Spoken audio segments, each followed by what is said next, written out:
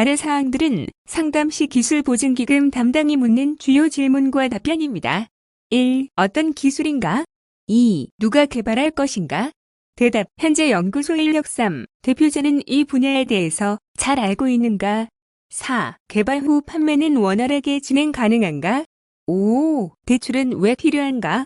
6. 보증을 해줄 만한 신용도를 갖추고 있나? 7. 지분 관계는 어떻게 되어 있고 주요 주주에 대한 신용조회 요구 시 가능한가? 8. 창업 후 현재까지의 매출은 얼마이고 어떠한 형태의 매출인가?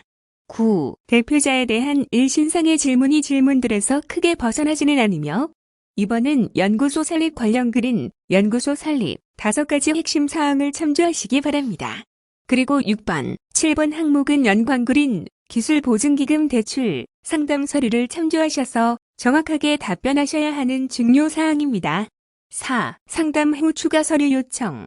기술보증기금 담당은 준비해간 서류 중 일부 서류는 받고 나머지는 돌려줍니다. 추가로 서류를 제출하라고 하며 아래와 같은 것이고 요청대로만 준비하시면 됩니다. 1. 임원 및 기술인력 이력서 2. 대표자 거주지 임대차 계약서 3. 사무실 임대차 계약서. 여기에서 추가 서류를 요청하였다는 것은 상담이 성공적으로 이루어졌다는 것이고 추가 서류가 이상이 없으면 현장 평가를 나와서 최종 점검을 하겠다는 것이기 때문에 거의 80% 이상 성공했다고 볼 수 있습니다. 이상과 같이 기술보증기금 대출 상담 내용에서는 기술보증기금 방문 후부터 인사, 상담 및 추가 서류 요청까지 마쳤으며 이제 다음 단계인 현장 평가를 받게 됩니다. 5. 기술보증기금 대출 현장 평가 2번 기술보증기금 대출 현장 평가는 기술보증기금 대출 상담 내용과 거의 내용은 동일하며 장소만 창업기업 사무실로 변경되었다고 보시면 됩니다.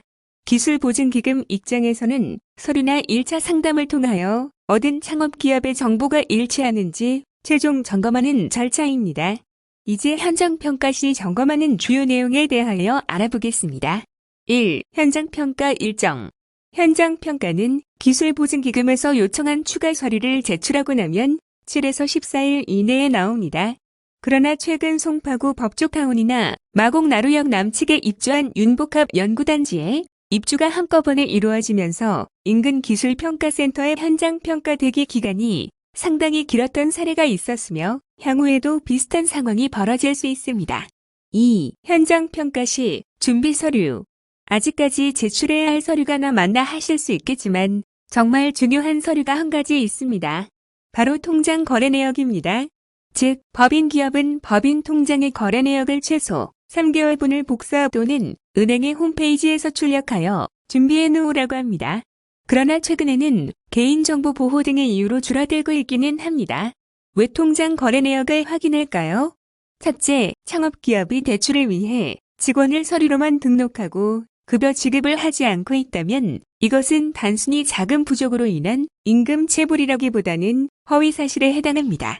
둘째, 비정상적인 입출금, 즉 거액의 자금이 입금 또는 출금이 빈번하게 일어난다든지 하는 매우 여러 가지 사례가 있을 수 있습니다. 셋째, 거래처에 발행한 매출 세금 계산서에 대한 금액에 대하여 정상적으로 입금이 되고 있는지 확인합니다.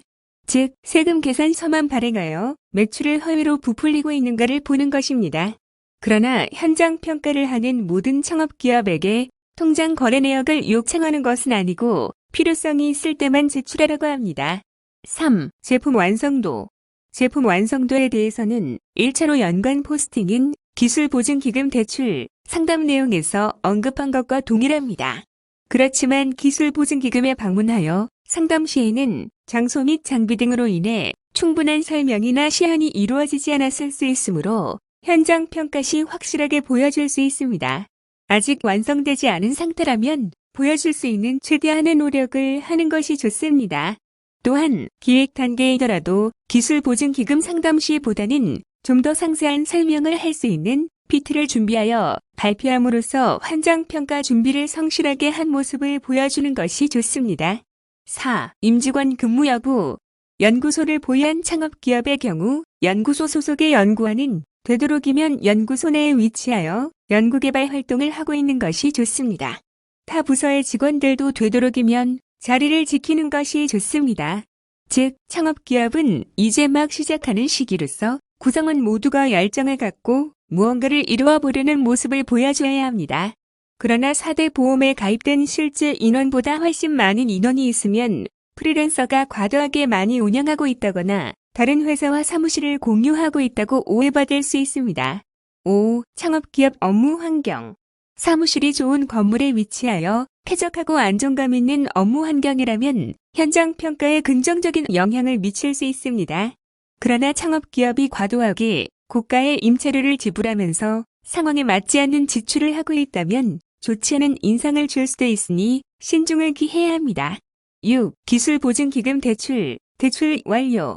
2번 기술보증기금 대출 완료에서는 기술보증기금 대출 현장 평가에서 언급된 과정이 진행된 이후부터 창업기업의 계좌에 입금되는 최종 단계까지 알아보겠습니다. 1. 보증금액 결정. 기술보증기금 대출 상담 서류에서 기술사업계획서 작성 시 금액을 기재하도록 되어 있습니다. 창업기업의 향후 재무계획이나 자금 소요 내역 등에 따라서 적정한 금액을 기재해야 하지만 차주인 창업기업의 입장에서는 대부분 많이 받기를 원합니다. 일단 원하는 대로 나오지 않더라도 받고 싶은 금액을 기재하는 것이 좋습니다. 기술보증기금 입장에서는 평가 금액이 많이 나와 더 줄 수 있는데 창업기업이 적은 금액을 신청했다면 굳이 더 받으라고 할 수 없는 것입니다. 그리고 기술보증기금은 공기업으로 어느 정도는 정부의 지원을 받는 기관이지만 자체적으로 수입을 발생시키기도 합니다. 그것이 바로 보증료입니다. 보증료는 최초 보증 시와 1년에 한 번씩 보증, 갱신 시 납부하는데 요율은 보증금액의 0.5에서 3%이며 창업기업의 평가 점수에 따라 결정되지만 대부분 0.5에서 1%를 요구합니다. 이와 같이 기술보증기금은 보증료 수입이 매우 중요하다는 점을 잘 생각해 보시면 보증서의 액면 금액이 기술보증기금에게도 중요하다고 생각되실 겁니다. 2. 은행 섭외 및 보증서 발행. 기술보증기금에서는 전자보증서를 은행으로 발행하고 실제 대출은 은행에서 실행을 합니다. 따라서 기술보증기금 담당자는 보증서 발급이 확정되기 전에 주거래 은행을 알려달라고 하며 주거래 은행이 없으면 중소기업은행을 추천해 줍니다. 은행마다 기업 대출 유치를 위해 경쟁하고 있으므로 보증서 발급 바로 전에 귀찮을 수도 있지만 몇 군데 은행을 돌며 발품을 좀 팔면 이자율을 0.1%라도 낮출 수 있습니다. 3. 은행 서류 제출. 기술보증기금에 이미 제출한 서류가 많아서 약간은 짜증이 날 수도 있습니다. 그러나 은행은 자체적인 기준대로 서류를 요구합니다. 너무 걱정하지 않으셔도 됩니다. 기술보증기금에 냈던 서류가 반복되기 때문에 검색해보고 알아보는 시간은 줄일 수 있습니다. 그리고 등기사항전부증명서, 법인인감증명서 등은 처음 발급받을 때 여러 장 준비해 놓으시면 시간을 줄일 수 있습니다. 4. 대출 금액, 상환 조건 및 이율 조정. 서류 제출이 끝나고 대출 약정이 완료되면 중요한 선택을 해야 하는데 대출액을 일시금으로 받을 것인지 마이너스 통장 형태로 운영할 것인지입니다. 물론 마이너스 통장으로 대출 실행을 하면 금리가 올라갑니다. 여기서 은행 금리가 중요한 이슈가 되며 이것은 어떻게 결정될까요? 분기마다 공시되는 정책자금 기준금리가 있으나 이 금리는 중소벤처기업진흥공단, 소상공인시장진흥공단에서 직접 대출을 해줄 때 적용되는 금리입니다. 그래서 은행은 정책자금 기준금리를 참조하되 창업기업의 신용평가 등급이나 대표자, 주주 등의 개인 신용등급, 자산 현황 등 일반 신용대출 시 적용되는 금리 가산 기준들을 적용합니다. 이렇게 은행 나름의 대출 심사를 거치다 보면 금리는 당연히 올라가고 보증서의 액면 금액보다 실제 대출액이 적어지기도 합니다. 또한 여기서 은행의 매서운 칼날이 번뜩이는 순간을 맞이하게 되는데 액면 보증 금액에서 깎인 금액만큼은 고리의 신용대출을 받으라고 합니다. 즉, 대출이 두 건이 되는 것입니다. 요즘은 없다고들 하지만 저금, 청약저축, 신용카드 발급 등 흔히 말하는 대출과 무관한 꺾기를 요구할 수도 있습니다. 상환 조건은 보통 3년 거치 후 일부 금액 상환 후 재대출 약정으로 진행합니다. 3년 거치라는 것은 3년간 이자만 낸다는 것입니다. 5. 보증 갱신 및 향후 유의사항.